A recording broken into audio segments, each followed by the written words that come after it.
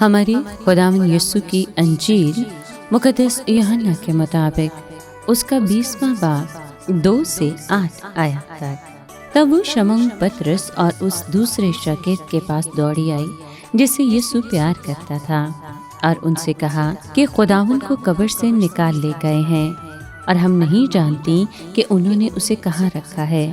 تب پطرس اور وہ دوسرا شاگرد نکلے اور قبر کی طرف گئے۔ چنانچہ وہ دونوں اکٹھے دوڑے، مگر دوسرا شاگرد پطرس سے بڑھ گیا اور قبر پر پہلے پہنچا۔ اس نے جھک کر کتانی کپڑے پڑے ہوئے دیکھے، مگر وہ اندر نہ گیا۔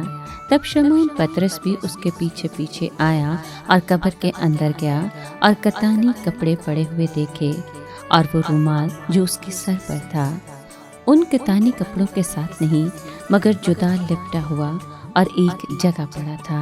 تب دوسرا شاگرد بھی جو قبر پر پہلے آیا تھا اندر گیا اور دیکھ کر یقین کیا۔ پاک کلام کے پڑھے اور سنے جانے پر خداوند کی برکت ہو، خدا کا شکر ہو۔ عزیز دوستو، پاک ماں کیتھولک کلیسیا آج مقدس یوحنا رسول انجیل نویس کی عید مناتی ہے۔ مقدس یوحنا رسول، جنہیں محبوب شاگرد بھی کہا جاتا ہے، مسیحی کلیسیا میں ایک عظیم مقام رکھتے ہیں۔ آپ انجیل یوحنا کے مصنف اور مسیح یسوع کے قریبی شاگرد تھے۔ آپ کی عید 27 دسمبر کو منائی جاتی ہے، جو کہ کرسمس کے مقدس ایام کے اندر آتی ہے۔ یہ دن ہمیں یاد دلاتا ہے کہ مسیح کی پیدائش صرف ایک واقعہ نہیں، بلکہ خدا کے کلام کے مجسم ہونے کا اعلان ہے۔ یوحنا کی انجیل کا آغاز ہی کرسمس کے پیغام کی گہری روحانی تشریح سے ہوتا ہے، یعنی ابتدا میں کلمہ تھا، اور کلمہ خدا کے ساتھ تھا، اور کلمہ خدا تھا۔ یہ کلام جو بعد میں جسم اختیار کر کے ہمارے درمیان رہا، دراصل کرسمس کا مرکز ہے۔ مقدس یوحنا ہمیں بتاتے ہیں کہ بیت لحم میں پیدا ہونے والا بچہ صرف ایک نوزائیدہ نہیں، بلکہ خدا کا زندہ کلام اور دنیا کا نور ہے۔ مقدس یوحنا وہ واحد رسول ہے جو صلیب کے نیچے موجود رہا۔ وہ مقدسہ مریم کے ساتھ کھڑا رہا اور یسوع مسیح کی محبت اور وفاداری کا گواہ بنا۔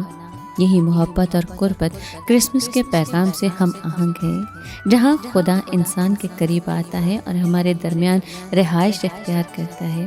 مقدس یوحنا کی تعلیمات محبت پر مرکوز ہیں۔ وہ لکھتے ہیں کہ خدا محبت ہے، اور کرسمس اسی محبت کا عملی اظہار ہے، جب خدا نے اپنے بیٹے کو دنیا میں بھیجا تاکہ انسانیت کو نجات اور نئی زندگی عطا کرے۔ مقدس یوحنا کی عید ہمیں یہ سکھاتی ہے کہ کرسمس کا جشن صرف خوشی تک محدود نہیں، بلکہ ہمیں خدا کے کلام کو سننے، سمجھنے اور اپنی زندگی میں اپنانے کی دعوت دیتا ہے۔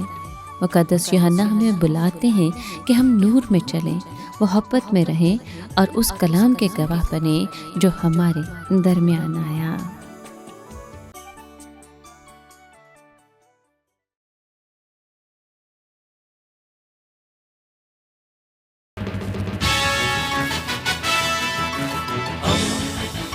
دوستی کا پیمبر، ریڈیو ویریتاس ایشیا۔